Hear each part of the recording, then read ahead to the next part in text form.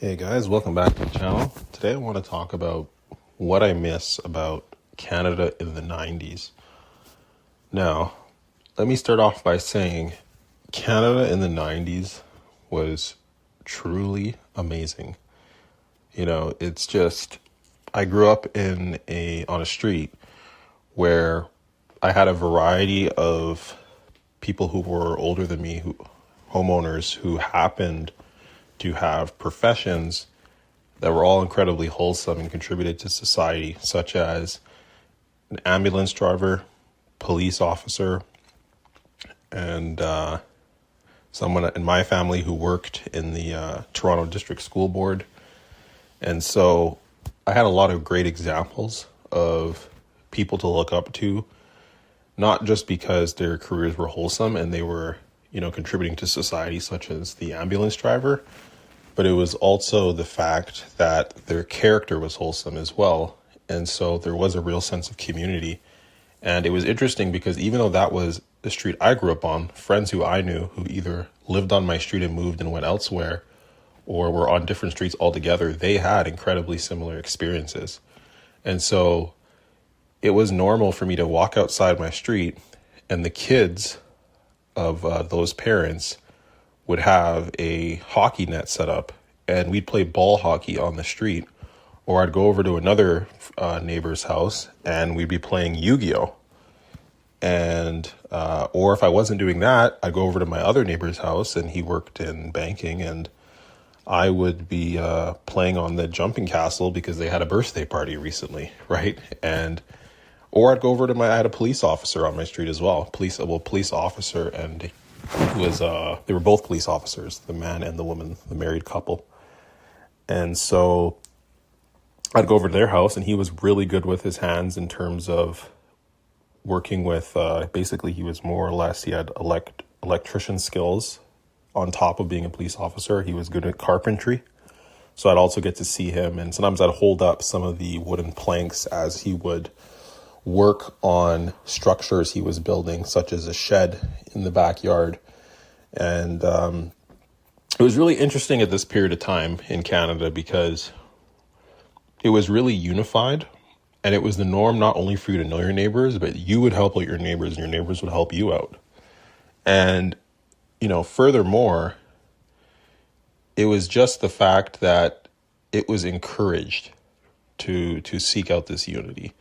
And, when I fast forward to today, it's just, I don't see the same level of camaraderie and unity that I did back in the 90s. Like, even when it comes to neighbors who would cut your lawn or you would shovel their snow, it was very much like if I go outside and I see there's snow on the ground, I'm going to shovel not just my lawn or my driveway.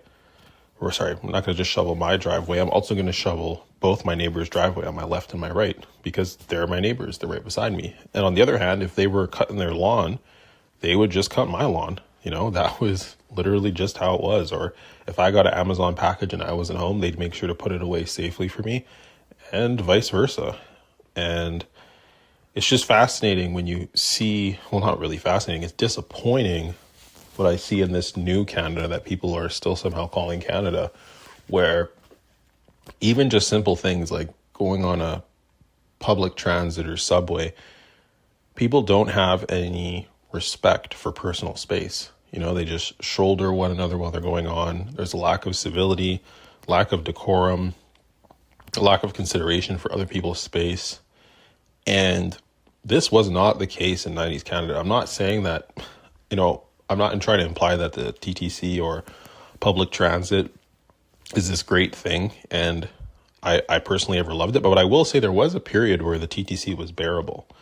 It wasn't always just a horrendous experience. There was a period of time where you could go on there. People would give you personal space. It'd be cognizant of the fact that, you needed personal space and you didn't want to be shoulder to shoulder with another person. That was a thing. And now it just isn't. So yeah, that's the first thing I wanted to talk about, community. So the second thing that I wanted to speak about was, demographics in Canada. So I really miss 90s demographics. The reason being is because I remember growing up in, 90s, early 2000s Canada, where the demographics were more evenly distributed in the sense that you weren't just getting immigration from one place predominantly. There was an equal variety, generally speaking. And this meant that when people came to the country, if they wanted to interact with society, they had to learn the social norms, and there was a core culture. And even in situations where you experienced multiculturalism, there still was a core culture at the center of society, and everyone had to adhere to that core culture if you wanted to interact in a way that would be net beneficial for both parties. And this really allowed, again, for easy interactions, simple conversation. It encouraged small talk. It just made life, you felt like you were part of one big national identity.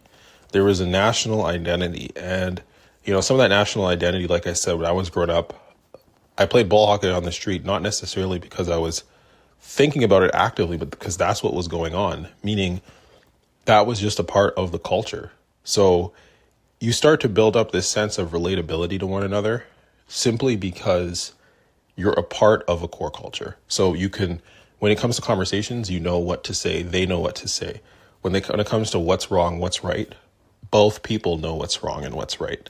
There's no debate. When someone does something that's right, you reward them. When someone does something that's wrong, you might want to correct them or call that behavior out as being socially unacceptable. And the reason that you were able to do that is because there was a core identity. You can't hold someone to a standard if there isn't any standard. You can't claim that something is or isn't common sense when there isn't a culture that's defining that reason. And right now, in modern Canada, in 2026, what we have now is we have a cultural free-for-all where, because of the immigration and the demographics not being equal in terms of the ethnicities that are coming into the nation and the cultures that are coming into the nation, we predominantly have one culture and one ethnicity. And that culture and ethnicity is very insular and it's very tribal. And as a result, we don't have unification, because what's happening, instead of the 90s and early 2000s Canada that I grew up in, where we would all agree on a identity that was national in nature, that we would all subscribe to, that was Canadian, we now have people who are coming over and they're just replicating wherever they came, as opposed to joining the broader or the once Canadian culture, right? And the division I'm seeing now as a result of this is shocking. And it's something that, quite frankly, it's hard to comprehend that this is what Canada's become. Like, it's shocking. I just really, truly struggle sometimes to even comprehend that this is acceptable in the eyes of some. Like, it's, I would say the worst element of this new mass immigration and the degradation to society it's had is that because communities have become so insular and so isolated, if you're a younger person growing up today, companies that used to once be diverse are now solely one ethnicity, and that ethnicity's culture is antithetical to the culture of Canada. Or more precisely put, back in the day in Canada, if somebody was opening their own small restaurant that was culturally, was of a certain ethnic culture, in those situations where somebody had a restaurant, they might hire of their own countrymen or countrywomen for that specific restaurant. Whereas now what's happening in the new Canada is companies that are neutral, like ethnically, or more specifically, they are culturally Canadian. Instead of those companies being culturally Canadian now, they're basically they've been overtaken by solely one ethnicity. So if it's Tim Hortons, instead of it being diverse like it used to be, where you'd go into a Tim Hortons, you'd see white, Filipino, black, white, just people who were born in Canada who assimilated and adopted the culture. Now it's just one ethnicity at a Tim Hortons. You go to a Subway, it's just one ethnicity at the Subway. So oftentimes you look at tech companies in Canada, it's just one ethnicity. You go to what else? Where else is there? Trying to think off the top of my head. Oh, you can go to a bank. There's certain departments where the whole ethnicity is just one race. And it's insane to me because I remember going into those same establishments when I was younger and they were diverse. And when I look at my ability to interact with different people and be empathetic and compassionate and to see things from a different point of view, a big part of that was because when I was younger, I worked with different people and I socialized with different groups and I interacted with people from a variety of backgrounds. And that helped build up a muscle or insight that I could use as a tool to communicate with people who maybe didn't come from a similar background to myself. But when you look at Canada now, what people generally tend to do is they isolate themselves or they become very insular. And to be quite frank, I'm not saying it's everybody because it really is more so the newcomers to Canada who just unfortunately tend to be from a specific demographic in Canada. And that's not me dissing them per se. It's just an observation of what's happening in Canada where the Canadians that I grew up in, they didn't have an extreme in-group preference. As long as you were respectful, kind, and you were willing to collaborate, they wanted to interact with you and they would collaborate with you. And I've worked so many jobs where, I'm basically the minority on the team, or basically the minority on the team. And it's interesting because they never viewed me differently. And we all worked together and we worked fine and we got along well and we had a lot in common.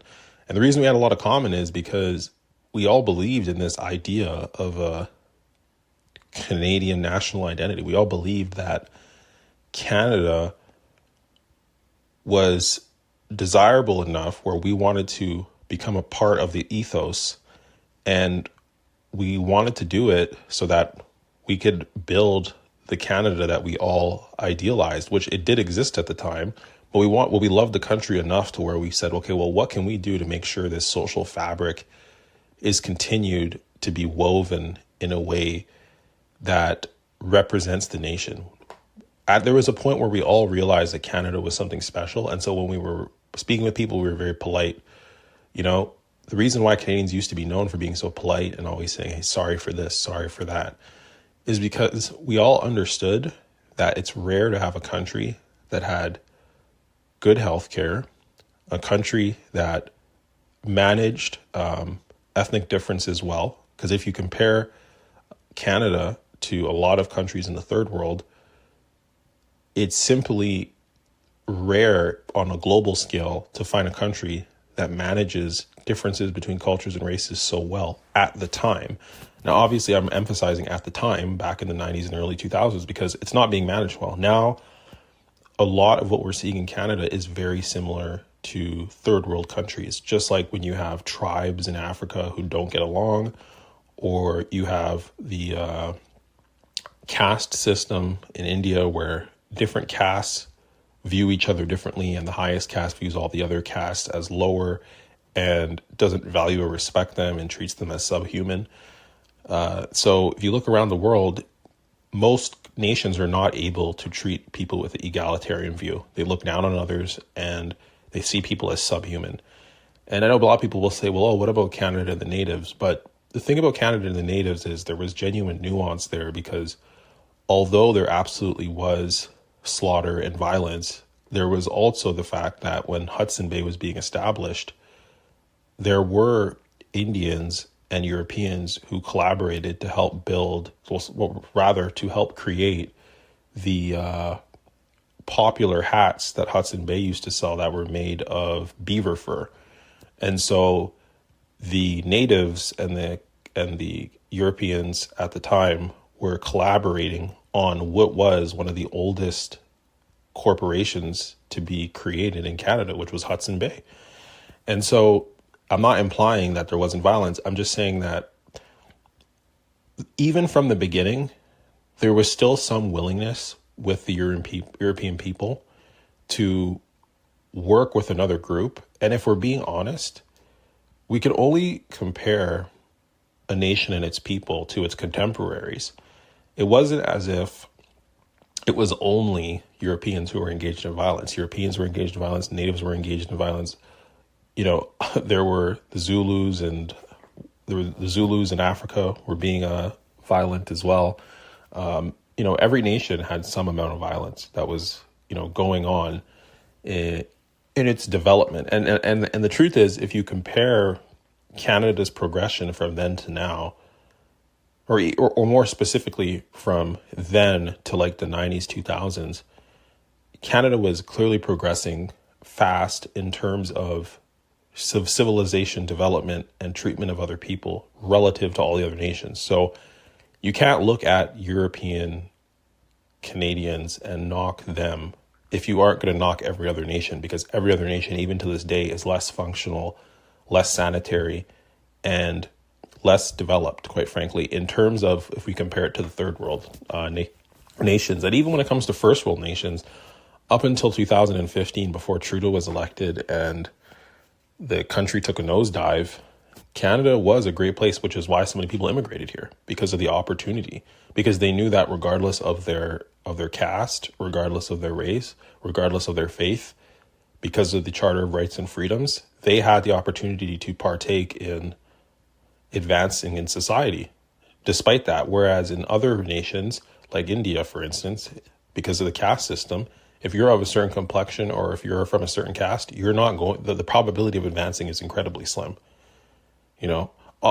Ostensibly, it's legally outlawed in some parts, but in reality, from a practical standpoint, it still exists. So someone might say, well, oh, it's legally outlawed, but people still adhere to that belief system. Even here in Canada, there was an article I read the other day, and this was in the Ontario region, of Indians in this specific school district.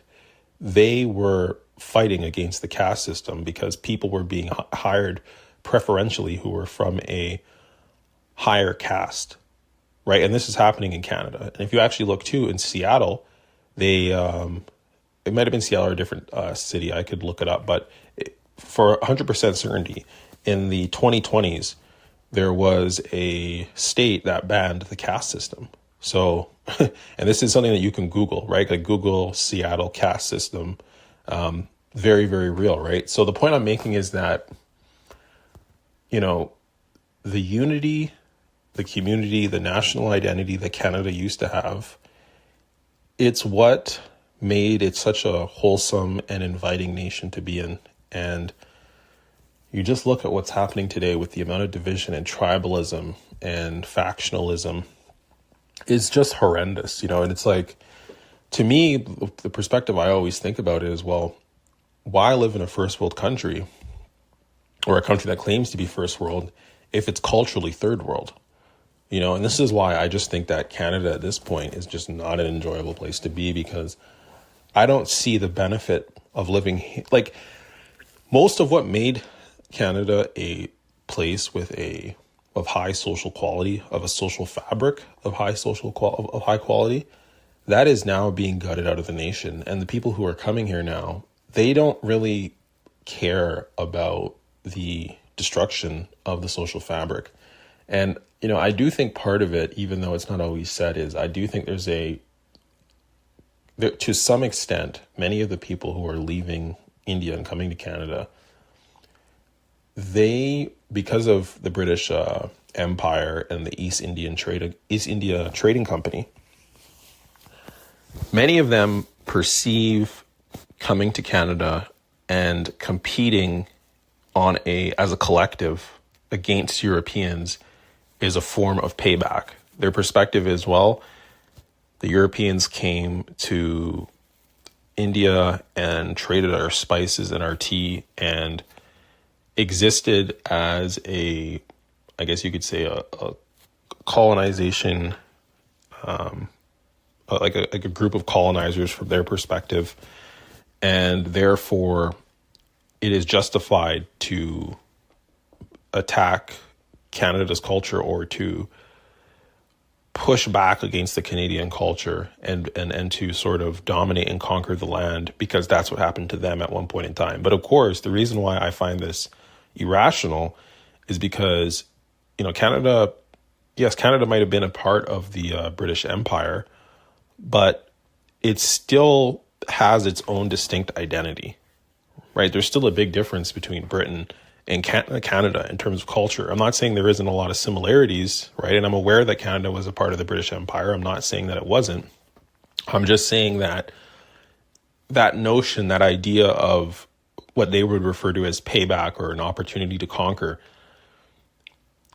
I'm not saying I don't understand the logic. I just think that I think it's faulty, because Canada is a place where the value system and the beliefs are very inclusive and egalitarian, and you truly can come here, or you used to be able to come here and build up a life for yourself regardless of your background.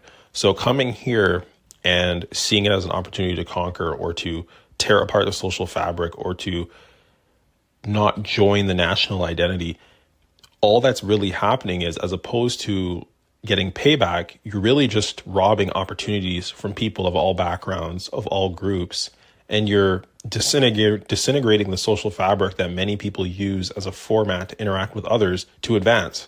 So in other words, you're pulling the ladder from other people of all backgrounds and all races who want to advance, because now everything is so segregated and everything is so isolated, and every community is so segmented in such a way that it's harder to do the things that I used to do when I was younger, in the sense that if I were to go to a neighborhood nowadays, that same neighborhood might have a mix back in the days when I was growing up. Now it's just solely one race. And so there is unless you are a part of that ethnic group, there is a in-group and out-group preference, and you will be treated differently now, because people who come from countries where, like I said, it's either very tribal like Africa, or it has a caste system like India. It's like, if you go to those neighborhoods, it's very obvious that if you're not a part of their in-group, they're going to treat you very differently. Whereas back in the past, that same neighborhood would be diverse and people would prefer the Canadian national identity and culture.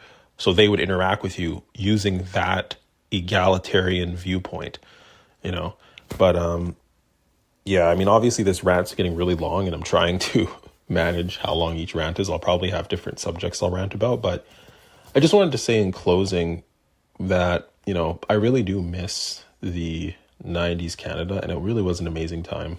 Like, if I just really love what Canada used to be. It's just sad that it's become this. And unfortunately, the people who are coming to Canada now, it's like, they just simply don't understand how great Canada was. And even if they did, and you know what, to be fair, I'm not going to take that back. I'm not going to say they didn't understand how great Canada was, because obviously they came here, so they knew that there was something great here. But I will say that we're never going to see the Canada that we all fell in love with in the 90s and early 2000s. It's clearly gone.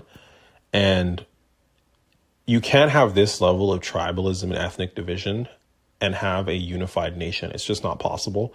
There needs to be a national identity, a core culture. And without that, it's always going to disintegrate into tribalism and factionalism.